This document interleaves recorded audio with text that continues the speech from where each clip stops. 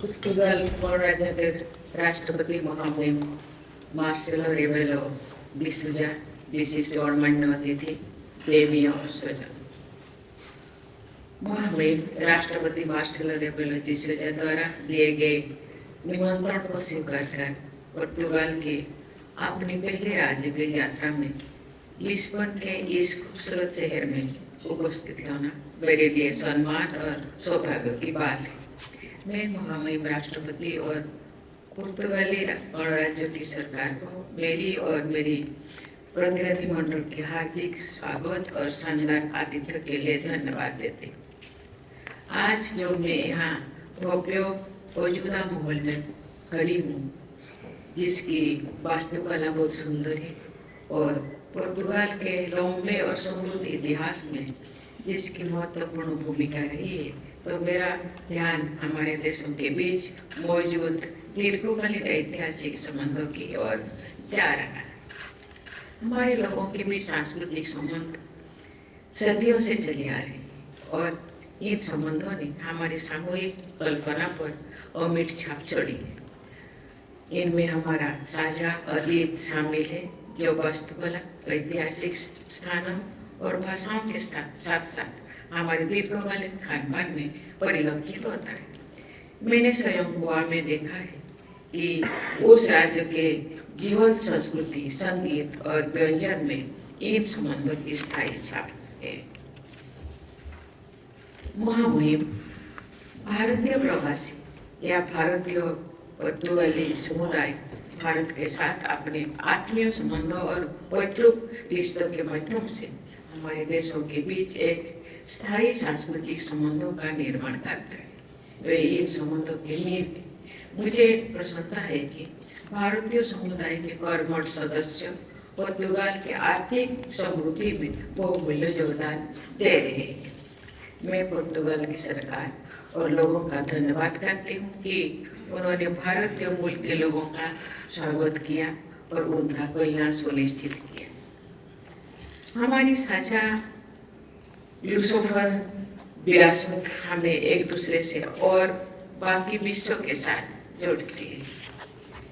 इसे मान्यता देते हुए भारत 2021 में community of Portuguese speaking language countries का एसोसिएट मेंबर बन गया है, जिससे लुसोफन जगत के साथ हमारे सांस्कृतिक संबंध सुदृढ़ हुए। देवियों और सजन, आज सुबह हुई हमारी बातचीत में महामहिम राष्ट्रपति जी और मैं इस बात पर सहमत हुए कि हमारे संबंध बहुआयामी पार्टनरशिप के रूप में विकसित होते रहे हैं, जिसे उच्च स्तरीय यात्राओं तथा बढ़ते वाणिज्यिक संबंधों से बल मिला। वैश्विक चुनौतियों के बावजूद व्यापार में लगातार वृद्धि होते देखना उत्साहजनक है।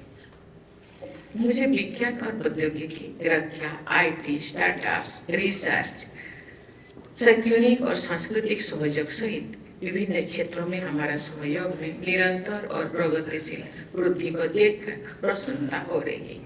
टैलेंट और युवा mobility, blue economy, digital economy, renewable energy, green hydrogen एवं क्लाइमेट चेंज जैसे कई क्षेत्रों में दोनों देशों के बीच घनिष्ठ संबंध बनाने के प्रयास भी जारी है। विभिन्न क्षेत्रीय और भूपक्षीय मंचों पर हम निरंतर सहयोग करते आ रहे हैं। हम यूरोपियन यूनियन के साथ भारत के संबंधों को बढ़ावा देने में पुर्तगाल की महत्वपूर्ण भूमिका की अत्यधिक सराहना करते हैं।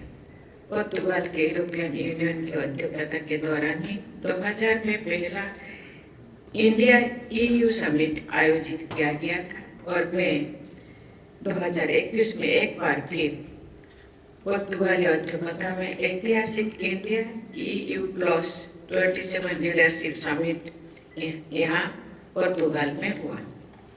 हम यूनाइटेड नेशन सिक्योरिटी काउंसिल में सुधार के लिए भारत के प्रयासों के प्रति पुर्तगाल के समर्थन की भी सराहना करते हैं।